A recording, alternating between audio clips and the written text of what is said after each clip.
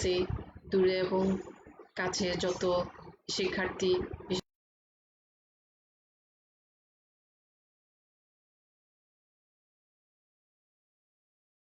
আজকের এই অনলাইন ক্লাসটি আমার কলিগ, আমার প্রিয় অভিভাবকবৃন্দ সবাইকে আসসালামু আলাইকুম জানিয়ে আমি শুরু করছি আমার এই ক্লাস। আশা করছি সবাই ভালো আছো। অষ্টম শ্রেণী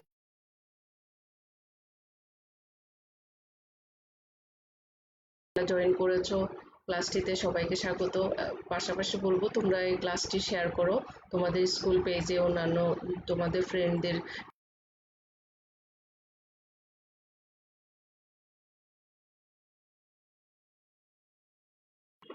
তো এসো আমরা পাঠের আমি বরাবরের মতোই বাংলা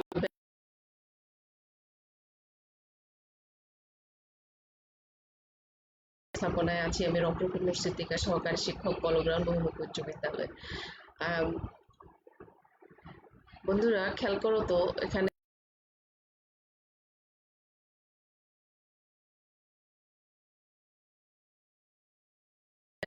এটা বাংলা বর্ণমালা, তাই না? এরপরে ছবিটা লক্ষ্য করো, এখানে কি বর্ণমালা এগুলো? হ্যাঁ, ইংরেজি বর্ণমালা, তাই না? এরপর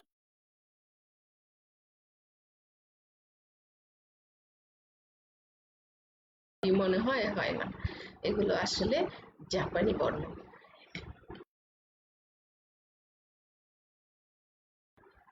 বর্ণ বা ধ্বনি দিয়ে কি তৈরি হয় বলো তো? হ্যাঁ, ঠিকই বলেছ, শব্দ তৈরি হয়, তাই না?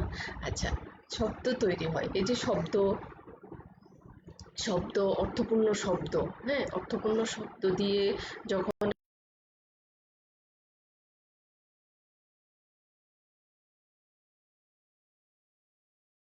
সেটা যদি অন্যের কাছে বোধগম্য হয় তখন তাকে কি বলে বন্ধুরা?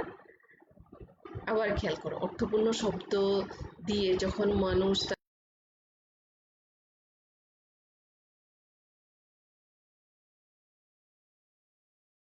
এবং ভাষার পাশাপাশি বাংলা ভাষার যে রীতি, ভাষা রীতির ভাষার যে রূপ, সেই ভাষা রীতিগুলো, ভাষার কয় প্রকার, এগুলো আমরা আজকে জানতে পারবো। পৃষ্ঠা 3 এবং 4। আশা করি তোমরা বইটা নিয়েছো।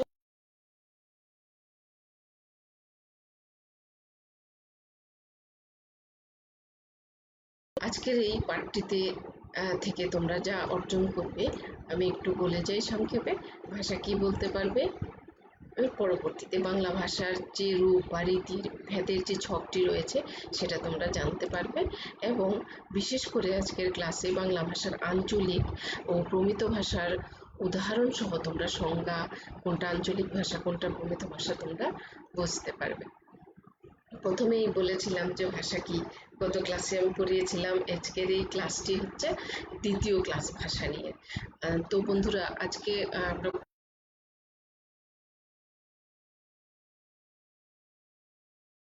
পড়াচ্ছি। তো ভাষার হচ্ছে কি বলতো বন্ধুরা?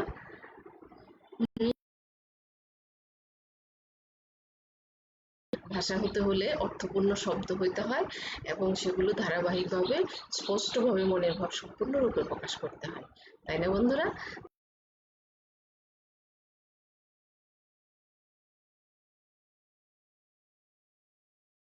পারে এবং সংক্ষেপে আমরা বলতে পারি অর্থপূর্ণ ধ্বনি হলো ভাষার প্রাণ, তাই না বন্ধুরা? যেমন এখানে কতগুলো শব্দ আছে যা পড়াও যায় না, এটার কোনো অর্থ নাই, তাহলে এগুলো শব্দও নয়, এগুলো ভাষা হওয়ার প্রশ্নই ওঠে না। এটা আমরা বুঝতে পারছি।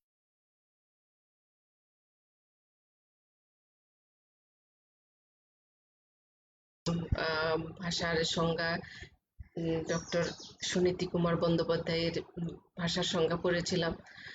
মাতৃভাষাটা একটু মনে করে দেখো তো বন্ধুরা, মাতৃভাষা কি? এটাও তোমাদের আশা করি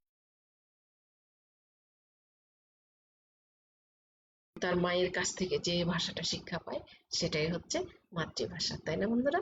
তাহলে বাঙালিদের মাতৃভাষা হলো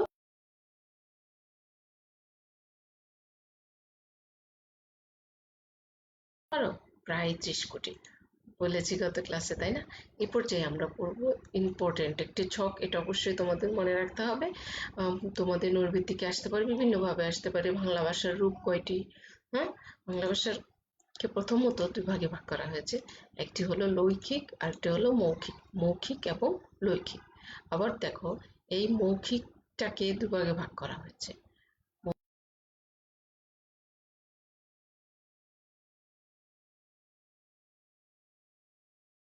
মৌখিক ভাষাটাকেও দুই ভাগে ভাগ করা হয়েছে। এক, চলিত ভাষা। দুই, সাধু ভাষা। আজকে আমরা গত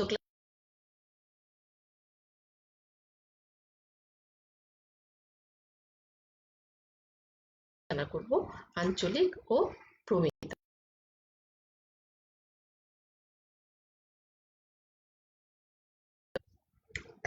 মনোযোগী থাকো, দেখবে এগুলো একেবারে সহজ হবে, কোনটা প্রমিত ভাষা এবং কোনটা আঞ্চলিক ভাষা।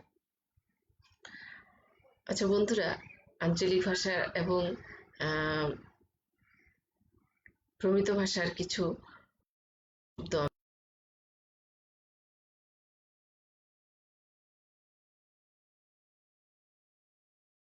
করি।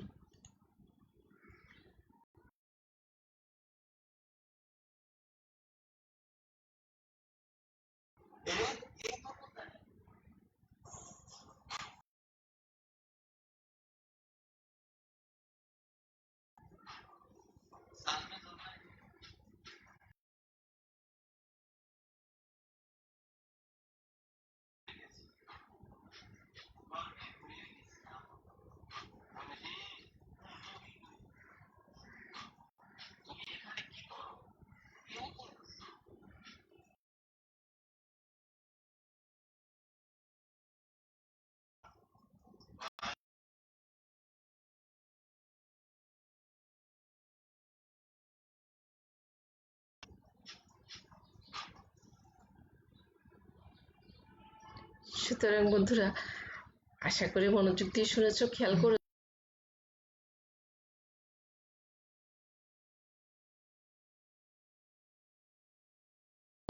কি করা হয়েছে।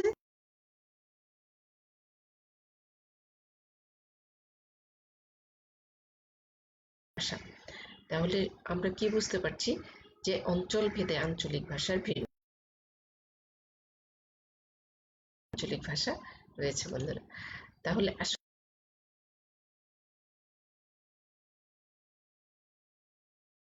আমরা বুঝতে পারছি যে এটি মৌখিক ভাষা। মৌখিক ভাষাকেই কিন্তু বন্ধু আছে আঞ্চলিক ভাষা। আঞ্চলিক ভাষা তাহলে কাকে বলে এটা জানা দরকার। বাংলাদেশের বিভিন্ন অঞ্চলের বাঙালি জনগোষ্ঠী মুখে যে ভাষারীতি হলো আঞ্চলিক ভাষারীতি। খেয়াল করো বন্ধুরা, বাংলাদেশের বিভিন্ন অঞ্চল রয়েছে, তাই না? যে 64টি যেমন জেলা রয়েছে, 64টি জেলার বেশিও প্রত্যেকটি একটি জেলায় আবার বিভিন্ন অঞ্চল ভেদে একটি জেলায় আবার দুই তিনটা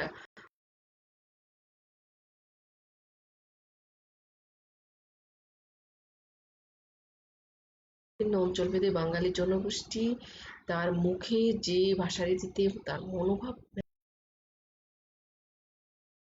লিখিত ভাষা নয়, এটা কোনো অফিসিয়াল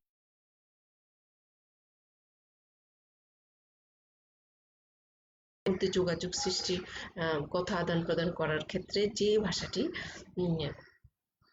চর্চা করে সেটাই কিন্তু আঞ্চলিক ভাষা।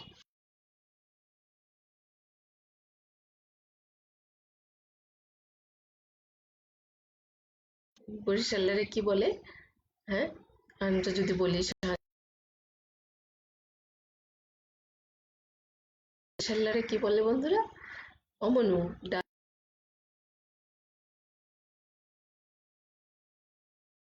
ভাষা।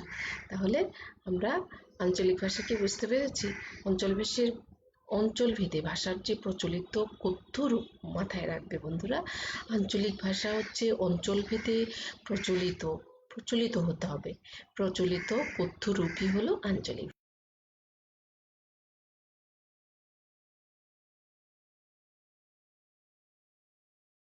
একটু দেখে নেই, এখানে আছে দেখো তো এটা পড়তে পারো কি? যারা ইউজ করে না পড়তেও পারবে না। আমি বলে শোনাচ্ছি, খেয়াল করো বন্ধু।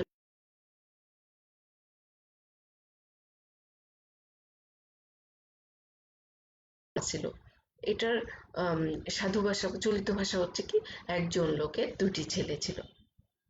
হ্যাঁ, এটাকে পরিমার্জিত হয়ে এটি হলো কি, একজনের দুটো ছেলে ছিল। এইটাই হলো, এটাকে বলে প্রমিত ভাষা। বুঝতে পারছো বন্ধুরা, আশা করছি।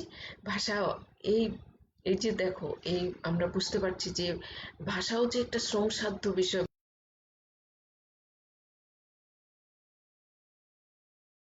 এটাকে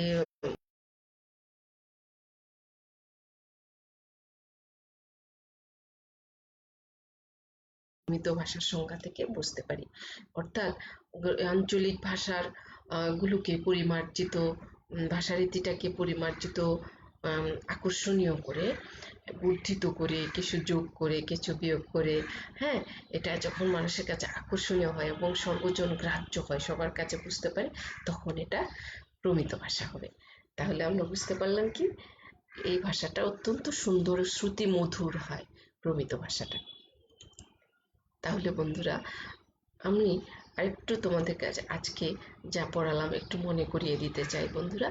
আমরা যে আজকে পড়লাম, প্রথমে কি পড়লাম? ভাষা, তাই না? ভাষা হচ্ছে কি, কতগুলো আওয়াজের সমষ্টি।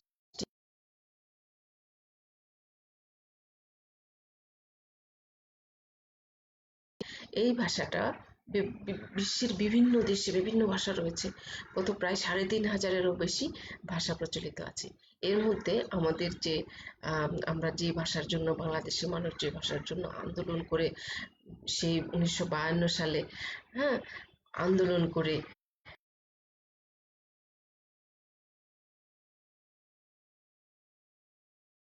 যে ভাষারীতি আমরা আজকে পড়লাম, এই ভাষারীতি প্রথমে বাংলা ভাষাকে দুভাগে ভাগ করা হয়েছে। একটা কি বলো তো বন্ধুরা? একটা কি, একটা হলো মৌখিক ভাষা, আরেকটি হলো লৈখিক ভাষা। মৌখিক ভাষাটাকে আবার দুভাগে ভাগ করা হয়েছে, একটি হলো প্রমিত ভাষা, আরেকটি হলো আঞ্চলিক ভাষা, তাই না? আর লৈখিক ভাষাটাকে দুই ভাগে ভাগ করা হয়েছে, একটি হলো চলিত ভাষা, আরেকটি হলো সাধু ভাষা। এর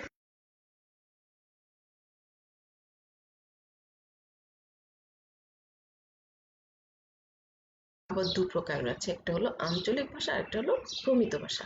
আশা করছি তোমরা বুঝতে পেরেছো। এই যে প্রমিত ভাষা,